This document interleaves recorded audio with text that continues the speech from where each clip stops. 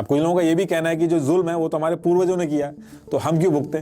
लेकिन यही लोग जब अपने एंसेस्टर की प्रॉपर्टी लेनी होती है तो उसमें पीछे नहीं हटते हैं। ये SC/ST कैटेगरी का है, इसके नंबर कम थे, उसके बाद भी इसका सिलेक्शन हो गया। क्योंकि घरों की आम भाषा में आपने जरूर सुना होगा कि बेटा किसी से भी शादी कर लेना, लेकिन कोई छोटी कास्ट से मत उठा लाना। आज भी आप देखोगे कि अपर कास्ट पॉपुलेशन में बहुत ही कम है, लेकिन इंपॉर्टेंट पोजीशन हो, जमीन की ओनरशिप हो या कुछ और हो, हर चीज में सबसे ज्यादा जो हिस्सेदारी है वो अपर कास्ट की है। हर पार्टी के जो बड़े नेता हैं वो रिजर्वेशन का सपोर्ट करते हैं और उसी पार्टी के जो छोटे नेता हैं वो रिजर्वेशन हटाने की बात करते हैं, ताकि लोग आपस में ही उलझे रहें। 1932 से आज तक कास्ट बेस्ड सेंसस लोगों के सामने नहीं लाया गया है। गांधी जी का मानना था कि डिस्क्रिमिनेशन तभी खत्म होगा जब लोग इंटरकास्ट मैरिज करेंगे। समाज से निकलने का जो डर होता है वो बहुत ही बड़ा डर होता है। ये सिर्फ वही समझ पाएगा जो समाज से निकला हुआ है या फिर ये असली राजपूत है। देखिए, रिजर्वेशन एक ऐसा कंट्रोवर्शियल टॉपिक है जिसपे आए दिन लोग आपको बहस करते हुए मिल जाएंगे। स्पेशली इलेक्शन के टाइम पे ये बहस जो है वो और तेज हो जाती है। अब कुछ लोगों का मानना है कि फाइनेंशियल स्टेटस देख के रिजर्वेशन देना चाहिए और ये जो कास्ट बेस्ड रिजर्वेशन है ये हटा देना चाहिए। कुछ लोग कहते हैं कि अगर 70 सालों से बैकवर्ड लोगों का स्टेटस नहीं सुधार पाया तो इसका मतलब कि ये जो टूल है ये काम का नहीं है। वहीं कुछ लोग ये भी कहते हैं कि हमारे पुरखों ने जो गलतियां की हैं उसकी सजा हमें क्यों मिले। सब अपने हिसाब से अपना अपना मन बनाकर इस टॉपिक पर बात करते हैं। कुल मिलाकर जिसको रिजर्वेशन मिलता है वो इसके सपोर्ट में बहस करता है और जिसको नहीं मिलता है वो ज्यादातर इसके अगेंस्ट में बात करता है।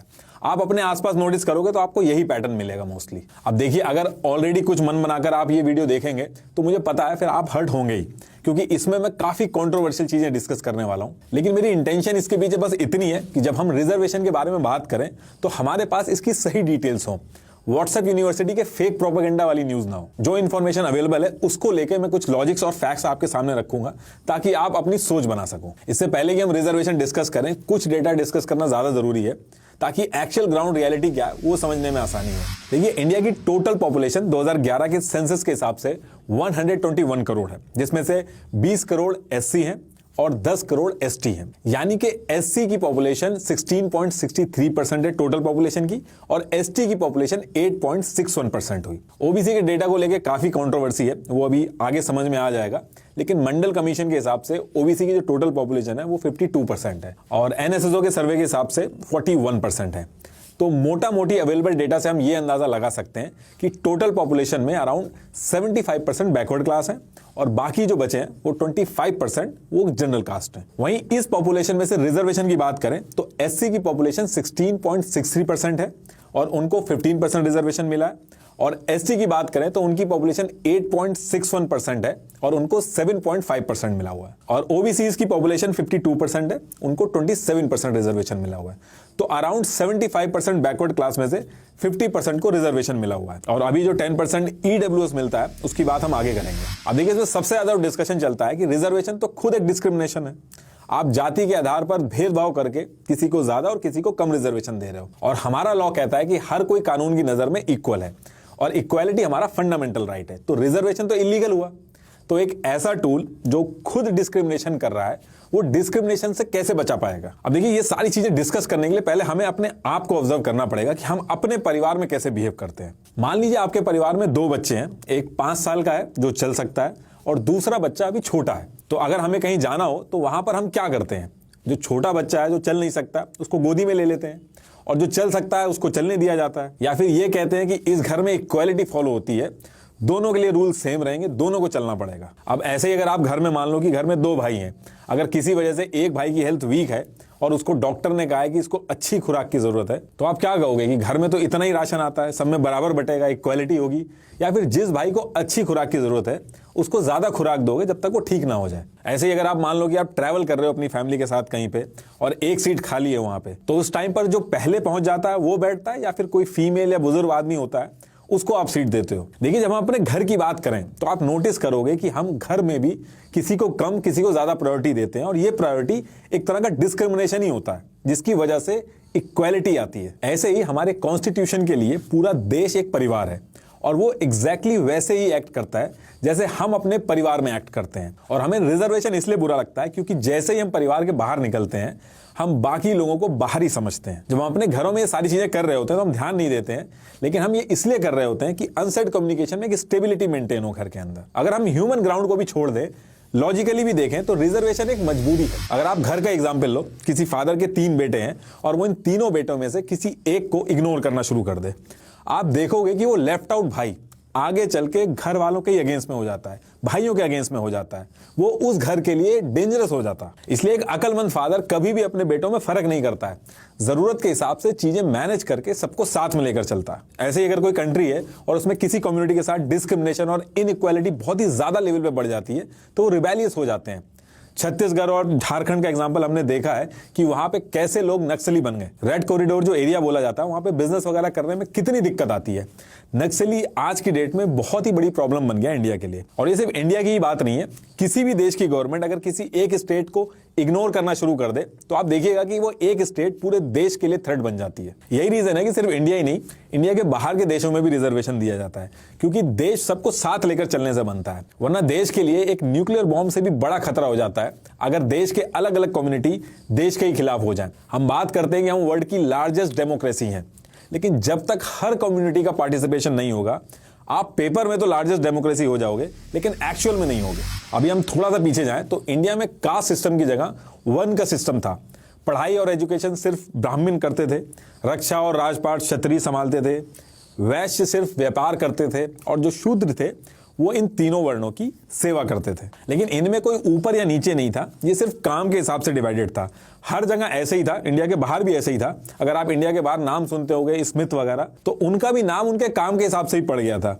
स्मिथ जो थे वो लोहार को बोला जाता है। अगर उस टाइम पे सबको पता होता कि एजुकेशन से ज्ञान आएगा और जिसके पास ज्ञान ज्यादा होगा वही रूल करेगा, शायद सिचुएशन अलग होती। लेकिन काम के बेसिस पर यह डिवीजन हुआ और आगे चलकर जिसके पास राज और एजुकेशन थी वो बड़े होते गए, बढ़ते गए और अपने हिसाब से रूल सेट करते गए और पूरा सिस्टम भेदभाव में बदल गया। आज हम भले रिजर्वेशन की बात करते हैं, लेकिन अपर क्लास के पास एजुकेशन में 100% रिजर्वेशन हजारों साल से था। वो आगे बढ़ते रहे, यहां तक कि इंडिया की रोड्स तक पे 100% रिजर्वेशन था। बैकवर्ड क्लास को रोड पर जाना तक अलाउड नहीं था। बैकवर्ड क्लास के जो मेल्स थे उनको अपने गले में कुल्हड़ लटका के चलना होता था ताकि वो जमीन पे थूक ना पाए। कमर पर झाड़ू बांध कर रखनी होती थी ताकि अगर पैर के निशान पड़ जाएं तो उनको हटा सकें, ताकि अपर क्लास वाले उस पर चल सके। अनटचेबिलिटी, छुआछूत, ये इंडिया की रियलिटी है, इसको हम इग्नोर नहीं कर सकते। महाभारत के भी टाइम पे लिखा था कि एकलव्य अर्जुन से ज्यादा टैलेंटेड थे, लेकिन वो अपनी कास्ट की वजह से कुछ नहीं कर पाए। आप खुद सोच के देखिए, जिसको छूना अलाउड नहीं था वो कुछ भी नहीं कर सकता, उसको इंसान ही नहीं माना जा रहा था। जानवरों से भी बदतर हाल किया गया था। जानवरों से दूध पिया जा रहा था, उनको दूध पिलाया जा रहा था, चींटियों को आटा खिलाया जा रहा था, लेकिन इंसान को छूना अलाउड नहीं था। और जब छूना अलाउड नहीं था तो वो ना तो पढ़ सके, ना उनको नौकरियां मिल सकी, और इस वजह से उस पर्टिकुलर कम्युनिटी की जो कैपेबिलिटी है वो कम होती गई। जनरेशन टू जनरेशन यही चलता रहा। लेकिन इस चीज को बिना समझे लोग बड़ी आसानी से बोल देते हैं कि बैकवर्ड क्लास कम कैपेबल होते हैं। कुछ लोग तो आम भाषा में बोल देते हैं कि जीन्स स्ट्रांग होते हैं अपर क्लास वालों के। आपने अपने आसपास बातों बातों में सुना होगा कि आप लगते नहीं हो कि आप एससी हो, या फिर आप एसटी नहीं लगते हो, या फिर ये असली राजपूत है। ये बातें बहुत ही कॉमन है, लेकिन दिखाती है कि हम अंदर सोचते क्या है। जबकि असल बात यह है कि बैकवर्ड क्लास से हजारों साल तक अपॉर्चुनिटी छीनी गई है, इस वजह से वो हमारी बराबरी पे आके नहीं खड़े हो पा रहे हैं। अब यूएस की बात करें तो वहां पे जो गोरे हैं वो इंपॉर्टेंट पोजीशन पे ज्यादा हैं ब्लैक के कंपैरेटिवली। तो इसका मतलब ये थोड़ी कि ब्लैक कम कैपेबल हैं। इसका सिंपल सा मतलब ये है कि वहां पे भेदभाव हुआ है। इनफैक्ट अगर आप हिस्ट्री देखोगे इंडिया की, तो जो इंडिया के शिल्पकार थे ये बहुत ही ज्यादा स्किलफुल थे। बाहर के देशों से लोग देखने आते थे कि यहाँ के लोहार आयरन में कार्बन क्यों मिक्स कर रहे हैं ताकि जंग ना लगे। पीतल के बर्तन बनाने का प्रोसेस बहुत ही अच्छे से ये लोग जानते थे, जबकि बाहर के लोगों को सोने और पीतल में डिफरेंस तक नहीं पता था। वेद व्यास जी जो दासी पुत्र थे, आज की भाषा में वो दलित होते, लेकिन वो महर्षि थे। महर्षि वाल्मीकि, महर्षि अतारी, आज की लैंग्वेज अगर यूज होती तो ये सारे दलित थे। जैसे जैसे भेदभाव शुरू हुआ ये लोग पीछे होते गए। आप किस कास्ट में पैदा हुए हो इसमें आपका कोई रोल नहीं है। आपके आसपास एनवायरमेंट कैसा मिल रहा है, आपको अपॉर्चुनिटी क्या मिल रही है, वो बहुत इंपॉर्टेंट चीज है। एक तरफ एक बच्चा है जिसके माँ बाप एजुकेटेड हैं, सही टाइम पे उन्होंने बच्चे को अच्छे स्कूल में डाल दिया, उसकी 2-2, 3-3 ट्यूशन लगा दी हैं, अलग अलग स्पोर्ट्स भी खिलाए जा रहे हैं, सही टाइम पे उसको लैपटॉप मिल गया, वो अच्छे से लैपटॉप भी चलाना जानता है। वहीं दूसरी तरफ एक बच्चा है जिसके माँ बाप पढ़े लिखे नहीं है, सरकारी स्कूल में बस नाम लिखवा दिया गया है, घर पे पैसे भी नहीं है इसलिए उसको काम पे भी जाना पड़ता है, आसपास का माहौल सही नहीं है, उसने लैपटॉप तो देखा तक नहीं है। तो इन दोनों में से अगर किसी की नौकरी लगेगी तो किसकी लगेगी? जो पहला बच्चा है उसी की नौकरी लगेगी, वही सक्सेसफुल होगा, वही आगे बढ़ेगा, और फिर ये एक साइकिल बन जाता है। और ये चीज यही नहीं खत्म होगी, सेम चीज इनके बच्चों के साथ भी होगी। जो सक्सेसफुल है वो पीढ़ी दर पीढ़ी सक्सेसफुल होगा, जो अनसक्सेसफुल है उसका खानदान उसी नेवर एंडिंग विशियस साइकिल में घूमता रहेगा। बस लाखों बच्चों में से एक एक्सेप्शन निकल जाएगा, हर कोई उसी का एग्जाम्पल देने लगेगा। आजकल का ट्रेंड है कि जब भी किसी बच्चे को इंट्रोड्यूस कराया जाता है रिजर्वेशन, तो ऐसे इंट्रोड्यूस कराया जाता है कि देखो ये SC ST कैटेगरी का है, इसके नंबर कम थे, उसके बाद भी इसका सिलेक्शन हो गया। लेकिन ये बहुत ही गलत तरीका है, उनको हर एक चीज समझानी बहुत ही जरूरी है, वरना सोसाइटी की वो जो एक गलत अंडरस्टैंडिंग है उसको लेकर लोगों से लड़ते रहेंगे, नफरत फैलती रहेगी। SC ST कितने पीछे हैं इस बात का आप इससे अंदाजा लगा सकते हो कि भले एजुकेशन में रिजर्वेशन है, नौकरियों में रिजर्वेशन है, लेकिन उसके बाद भी उस रिजर्वेशन की सीट लेने के लिए मिनिमम जो चीज चाहिए वो तक नहीं है उनके पास, बैकवर्ड क्लास के पास। एक गांव से निकल के उस सीट को लेना ही अपने आप में एक टास्क है। आप देखते होंगे कि SC ST की काफी जगह ऐसी सीट्स हैं जहां पे खाली पड़ी रहती हैं। 81 सीट्स तो PhD कोर्सेज में खाली पड़ी हैं, 16 IITs में। 2020 के डेटा में तो यह था कि 42,000 सीट्स जो थी वो खाली थी SC ST और OBC की। हाल इतना खराब है कि उस मिली हुई सीट को लेने के लिए जो एक बेसिक रिसोर्सेज चाहिए वो तक नहीं थे। 1000 लोग 1000 सीट के लिए एग्जाम देते हैं, उसमें से 20 से 25 सीट जो होती हैं वो बैकवर्ड क्लास को मिल जाती हैं। जितने लोगों का नहीं होता है सब मिलकर सोशल मीडिया और अपने दोस्तों के सामने इन जितने लोगों को सीट मिली है इनको जलील करते हैं। ये सुनने में बहुत ही नॉर्मल लगता है, लेकिन किसी कम्युनिटी को एक सोसाइटी से कट ऑफ करना बहुत ही पेनफुल है। जो लोग गाँव में रहते हैं उन्होंने खाप पंचायत का नाम जरूर सुना होगा, और भी अलग अलग पंचायत होती हैं। वो इतनी स्ट्रांग क्यों होती हैं? क्योंकि लोगों को डर होता है कि इनके नियम अगर फॉलो नहीं किए तो हमें समाज से निकाल दिया जाएगा। समाज से निकलने का जो डर होता है वो बहुत ही बड़ा डर होता है। ये सिर्फ वही समझ पाएगा जो समाज से निकला हुआ है, जो पीछे छूटा हुआ है। अंग्रेज हमें जान से थोड़ी मार रहे थे, वो भी तो हमारे साथ यही कर रहे थे, वो भेदभाव कर रहे थे, जिसके लिए हमने कितनी कुर्बानियां दी। लेकिन दिक्कत की बात यह है कि आजाद होने के बाद भी ये जो अनटचेबिलिटी जैसी चीजें हैं उसको हमने छोड़ा नहीं। रिजर्वेशन ही एक ऐसा टूल है जिसकी वजह से डिफरेंस खत्म हो सकता है। भले ये स्लो तरीके से काम कर रहा है, लेकिन ये काम कर रहा है। कहना बहुत ही आसान होता है कि ये क्या तरीका है, इलेक्शन में दोनों सीट पे सिर्फ बैकवर्ड क्लास को अलाउड कर रखा है। लेकिन असल बात ये है कि अगर ऐसा नहीं होगा तो बैकवर्ड क्लास नहीं जीत पाएगा। डरा के, धमका के, पैसे के जोर पे वो नहीं जीत पाएगा। अब देखिए, इसमें सबसे ज्यादा जो लोगों को बिलीव है वो ये है कि रिजर्वेशन इनकम बेस्ड होना चाहिए, और मुझे भी काफी टाइम तक यही लगता था जब तक मुझे डिटेल्स नहीं पता थी। देखिए, रिजर्वेशन को कभी भी इसलिए नहीं बनाया गया कि ऑल ओवर इंडिया में फाइनेंशियली लोग इक्वल हो जाएं। अगर आप कॉन्स्टिट्यूशन के आर्टिकल 14, 15 और 16 पढ़ोगे तो उसमें इकोनॉमिक इक्वालिटी जैसे वर्ड्स यूज नहीं किए गए हैं, बल्कि रिप्रेजेंटेशन वर्ड यूज हुआ है। आप एग्जाम वगैरह में भी अगर जाओगे तो वहां देखोगे कि रिजर्वेशन के साथ रिप्रेजेंटेशन जो वर्ड है वो यूज होता है। और ऐसा इसलिए क्योंकि रिजर्वेशन कोई पॉवर्टी एलिमिनेशन स्कीम नहीं है। रिजर्वेशन सिर्फ और सिर्फ इसलिए लाया गया ताकि जो हजारों सालों से बैकवर्ड क्लास पे अत्याचार हुआ है और जो भेदभाव हुआ है उसको हटाया जा सके। आप किसी को भी पैसा देके भले अमीर बना दो, लेकिन उसकी कास्ट उसके साथ हमेशा रहती है। जरूरी नहीं है कि अगर कोई आदमी अमीर हो जाए तो उसके साथ उसकी कास्ट को लेकर भेदभाव नहीं होगा। अगर गरीबी की वजह से कोई आगे नहीं बढ़ पा रहा है तो उसके लिए national family benefit scheme, national old age pension scheme, MNREGA, NREGA वगैरह ये सारी चीजें हैं। बिलो पॉवर्टी लाइन परिवारों के लिए अलग स्कीम है, सब्सिडीज हैं। सरकार अमीरों पर ज्यादा टैक्स लगाकर गरीबों की और मदद कर सकती है। कॉर्पोरेट टैक्स जो है वो बढ़ा सकती है। गरीबी हटाने के लिए पॉवर्टी वेलफेयर प्लान्स स्ट्रांग होने चाहिए। रिजर्वेशन लाने के पीछे बेसिक सा जो कॉन्सेप्ट है वो यही है कि जो बैकवर्ड क्लास है उसका रिप्रेजेंटेशन बढ़े। और ये चीज मैं आपको एक एग्जांपल से समझाता हूं। आपने देखा होगा कि जब मायावती जी सीएम बनी थी तो एक माहौल सा बना था कि बैकवर्ड क्लास के लोग आगे आ रहे थे। अलग अलग रूल्स बने, लोग सोच समझ के बात कर रहे थे, कहीं कोई दिक्कत ना हो जाए अगर हम बैकवर्ड क्लास को कुछ बोल दें या फिर उनके साथ कुछ कर दें। अब आप सोच के देखिए, सिर्फ एक बैकवर्ड कैंडिडेट के रिप्रेजेंटेशन की वजह से कितने लाखों बैकवर्ड क्लास को कॉन्फिडेंस और रिस्पेक्ट मिलने लगी। यही पावर होती है रिजर्वेशन की, यही इसके पीछे का लॉजिक है। अब कुछ लोगों का यह भी कहना है कि जो जुल्म है वो तो हमारे पूर्वजों ने किया तो हम क्यों भुगते, लेकिन यही लोग जब अपने एंसेस्टर की प्रॉपर्टी लेनी होती है तो उसमें पीछे नहीं हटते हैं। कई लोग ऐसे भी हैं जो रिजर्वेशन के अगेंस्ट में हैं, लेकिन वही सेम लोग ईडब्ल्यूएस की बात पर चुप रहते हैं, क्योंकि इस पूरे मुद्दे पे जब लोग बहस करते हैं तो अपने फायदे और नुकसान को ध्यान में रख के बात करते हैं, लॉजिक के बेसिस पे नहीं करते हैं। ईडब्ल्यूएस इकोनॉमिकली वीकर सेक्शंस के लिए 10% का कोटा है। ये इनकम बेस्ड रिजर्वेशन है जो जनरल कैटेगरी को दिया जाता है। अब ये जो इकोनॉमिकली रिजर्वेशन है ये अपने आप में बहुत चैलेंजिंग है। सबसे बड़ा चैलेंज इसमें यह है कि पहले कोई गरीब था, फिर अमीर हुआ फिर दोबारा गरीब हो गया, तो इसका ट्रैक रखना बहुत मुश्किल है। अभी जो ईडब्ल्यूएस आया है उसमें 8 लाख एनुअल इनकम की लिमिट लगी है कि इससे कम वाले ईडब्ल्यूएस की कैटेगरी में आएंगे और लास्ट ईयर की जो इनकम होगी उसके बेसिस पे डिसाइड होगा। आए दिन केसेस आ रहे हैं कि ईडब्ल्यूएस लेने के लिए बच्चों के जो माँ बाप हैं वो एग्जाम से 1 साल पहले ही अपनी जॉब छोड़ दे रहे हैं ताकि ईडब्ल्यूएस वाली कैटेगरी में उनका बच्चा आ जाए, बाद में फिर ज्वाइन कर लेंगे। दूसरी चीज, इनकम को इवेल्युएट करने का कोई प्रोसेस ही नहीं है। सिर्फ मेट्रो सिटीज के ऑर्गेनाइज सेक्टर्स, टैक्स पेयर्स और गवर्नमेंट जॉब वालों के अलावा आप पता ही नहीं कर सकते कि ईडब्ल्यूएस का सही दावेदार कौन है।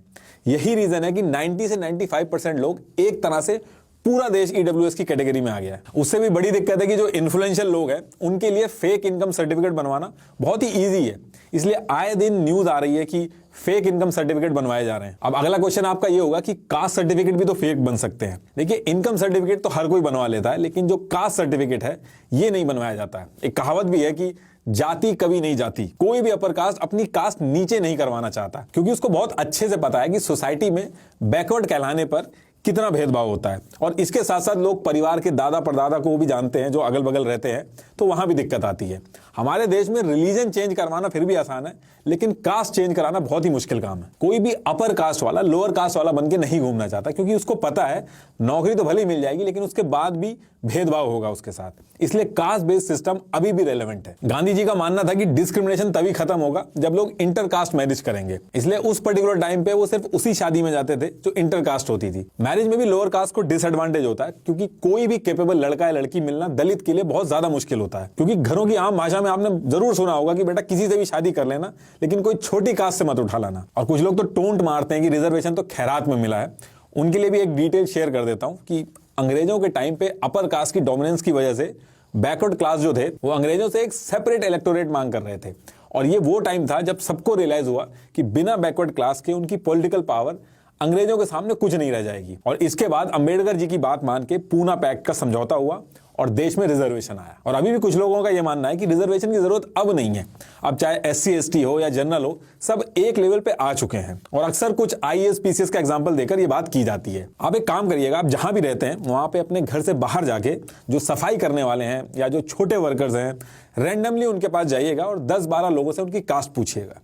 कोई भी सिंघानिया, ओबरॉय, सूर्यवंशी, ये सब कास्ट आपको सुनने को नहीं मिलेगी। और उस दिन आपको पता चलेगा कि रिजर्वेशन की जरूरत क्यों है। होता क्या है कि दिल्ली, मुंबई जैसे मेट्रो सिटीज के मॉल में चक्कर लगा के चाय की दुकान में डिस्कशन करने में बहुत आसान लगता है कि रिजर्वेशन हट जाना चाहिए, लेकिन एक्चुअल जो ग्राउंड रियलिटी है वो बिल्कुल ही अलग है। आप जरा गांव की साइड जाएंगे, कस्बों की साइड जाएंगे, तो वहां ग्राउंड रियलिटी एकदम अलग है। अभी गवर्नमेंट UPSC के लिए एक लेटरल एंट्री रिक्रूटमेंट लाई थी, जिसमें बिना एग्जाम के, बिना रिजर्वेशन के डायरेक्ट इंटरव्यू के थ्रू लोगों का रिक्रूटमेंट हो रहा था। और उसमें किसी भी तरीके का रिजर्वेशन नहीं दिया गया था। उसमें जितने भी लोग सेलेक्ट होकर आए थे उसमें एक भी बैकवर्ड क्लास का नहीं था। अगर आज की डेट में रिजर्वेशन बंद कर दिया जाए तो जो स्लो स्पीड से बैकवर्ड क्लास आगे बढ़ रहा है वो एकदम रुक जाएगा। आज भी आप देखोगे कि अपर कास्ट पॉपुलेशन में बहुत ही कम है, लेकिन इंपॉर्टेंट पोजीशन हो, जमीन की ओनरशिप हो या कुछ और हो, हर चीज में सबसे ज्यादा जो हिस्सेदारी है वो अपर कास्ट की है। और ये कोई कोइंसिडेंस नहीं है। देश भर की जितनी भी इंपॉर्टेंट पोजीशन है उसमें 400 से भी ज्यादा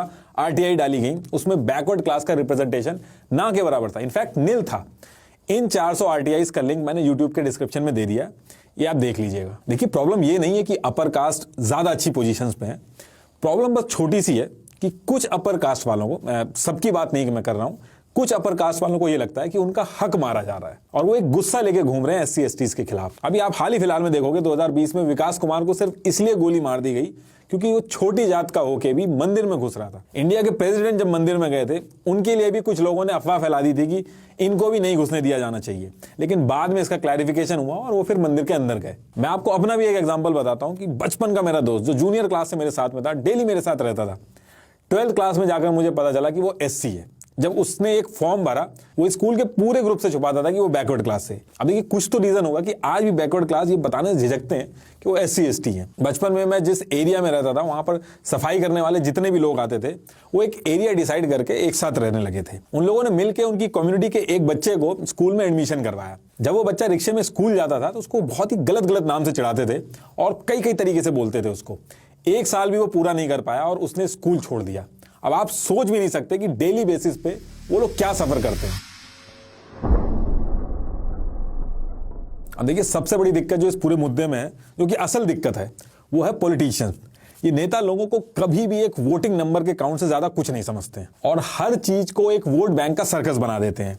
ऐसा मैं क्यों कह रहा हूं वो भी समझते हैं। 1932 में सबसे पहला रिजर्वेशन पॉलिटिक्स में ही दिया गया था, जिसे पूना पैक्ट भी कहा जाता है, ताकि बैकवर्ड क्लास का पार्टिसिपेशन हो। देखिए, किसान और बैकवर्ड क्लास ये पॉपुलेशन में ज्यादा है, इसलिए आप नोटिस करोगे कि ये दोनों नाम हर नेता के भाषण में रहते हैं। तो जब पॉलिटिक्स में रिजर्वेशन आया तो उसके बाद तमिलनाडु गवर्नमेंट ने भी प्रॉमिस किया कि वो जीत के बैकवर्ड क्लास को एजुकेशन में भी रिजर्वेशन देंगे, और उसके बाद पहली बार देश में एजुकेशन के अंदर रिजर्वेशन आया। अब ये होने के बाद मोरारजी देसाई जी देश के पीएम बने। उन्होंने कहा कि ओबीसी की जो पॉपुलेशन है वो 52% है, इनको भी रिजर्वेशन मिलना चाहिए, और उन्होंने मंडल कमीशन फॉर्म किया जिसमें 27% ओबीसी को रिजर्वेशन दिया गया। अभी मंडल कमीशन तो बन गया था, लेकिन नेता इसको हाथ लगाने से बच रहे थे। इंदिरा गांधी जी ने इस पूरे मंडल कमीशन को नहीं छेड़ा, फिर राजीव गांधी पीएम बने, उन्होंने भी इस मंडल कमीशन को नहीं छेड़ा। अब इसके बाद 1989 में वीपी सिंह जी की सरकार आई। ये सरकार मिलीजुली सरकार थी, इसमें कई नेता ऐसे थे जो पीएम बनना चाहते थे, और इसमें भी वीपी सिंह यूपी में ज्यादा इंपैक्ट करना चाहते थे। जो मंडल कमीशन था, जिसको बाकी नेताओं ने हाथ नहीं लगाया था, उसको ये लेकर आए और ओबीसी को 27% रिजर्वेशन दिलवा दिया गया। बहुत ज्यादा गुस्सा हुए लोग, कई सारे प्रदर्शन भी हुए, लेकिन ये फिर भी लागू हुआ। अब 50% के करीब रिजर्वेशन हो चुका था, और इसके बाद नरसिम्हा राव जी आए और इन्होंने कह दिया कि हम 10% रिजर्वेशन इकोनॉमिक स्टेटस के बेसिस पे देंगे, और पहली बार ईडब्ल्यूएस की जो बात यहीं से शुरू हुई थी। अब देखिए, धीरे धीरे ये सोशल इशू की जगह एक वोट बैंक की पॉलिटिक्स बनती जा रही थी। अब इसको मैं एक एग्जांपल से समझाता हूं। अगर मैं किसी तरीके से सिस्टम में घुस के किसी भी तरीके से एक पर्टिकुलर कम्युनिटी के लिए रिजर्वेशन लेके आ जाऊं, तो मेरी आने वाली पीढ़ियों तक को उस कम्युनिटी से वोट मिलेगा। वहीं अगर मैं डेवलपमेंट वाला रास्ता चुनूंगा तो ये रास्ता थोड़ा लंबा होगा और बोरिंग भी रास्ता है ये। और अगर मैं सिस्टम में घुस के किसी कम्युनिटी का रिजर्वेशन हटा दूं, तो मुझे और मेरी आने वाली पीढ़ी तक को उस कम्युनिटी से वोट नहीं मिलेगा। यही रीजन है कि हमारे देश की हिस्ट्री में आज तक किसी की भी हिम्मत नहीं हुई कि वो रिजर्वेशन को हटा सके, और हर बड़ा नेता कैसे ना कैसे करके अपने वोट बैंक के लिए रिजर्वेशन लेके आया। और इस पूरे सर्कस के चक्कर में एक्चुअल में जिसको रिजर्वेशन की जरूरत थी उसको स्ट्रगल करना पड़ता। वोट बैंक की पॉलिटिक्स के चक्कर में हमारे कॉन्स्टिट्यूशन को मल्टीपल टाइम अमेंड किया गया है। 77, 81, 82nd, 85th, 93rd, ये सारे अमेंडमेंट किए गए हमारे कॉन्स्टिट्यूशन में रिजर्वेशन को लेके। हर पार्टी के जो बड़े नेता हैं वो रिजर्वेशन का सपोर्ट करते हैं, और उसी पार्टी के जो छोटे नेता हैं वो रिजर्वेशन हटाने की बात करते हैं, ताकि लोग आपस में ही उलझे रहें। किसी भी पॉलिटिकल पार्टी की अगर आपको रियल आइडियोलॉजी देखनी है तो उसके छोटे नेता क्या नैरेटिव चला रहे हैं उसके ऊपर आप ध्यान दीजिएगा, आपको समझ में आ जाएगा कि वो पार्टी नैरेटिव क्या चला रही है। क्योंकि जो बड़े नेता हैं वो एक सेट पैटर्न में जो रिक्वायर्ड होता है बस वही बोलते हैं। आप एक चीज और नोटिस करोगे कि 1932 से आज तक कास्ट बेस्ड सेंसस लोगों के सामने नहीं लाया गया है। SC/ST की मजबूरी थी, लोगों के सामने लाया गया क्योंकि कॉन्स्टिट्यूशन के अंदर उसके प्रावधान है, लेकिन बाकी किसी भी कास्ट का जो सेंसस है वो लोगों के सामने ही नहीं लाया गया है। सालों से ये जो डेटा है ये ministry of social justice and welfare के पास पड़ा हुआ है, लेकिन उसने उस डेटा को रिलीज ही नहीं किया है। अब ऐसा क्यों किया गया है वो एक अलग मुद्दा है। फिलहाल लास्ट में मैं यही कहना चाहूंगा कि कोई भी आदमी अपनी कास्ट से बड़ा नहीं होता है। बड़ा आदमी वो होता है जिसके साथ बैठ के कोई भी आदमी अपने आप को छोटा ना फील करे। और डॉक्टर भीमराव अंबेडकर जी की जो ऑडियो बुक है वो कुक्कू FM पर आप जरूर सुनिएगा, उससे आपको और क्लैरिटी मिलेगी। लिंक मैंने डिस्क्रिप्शन में दे दिया है। Thank you.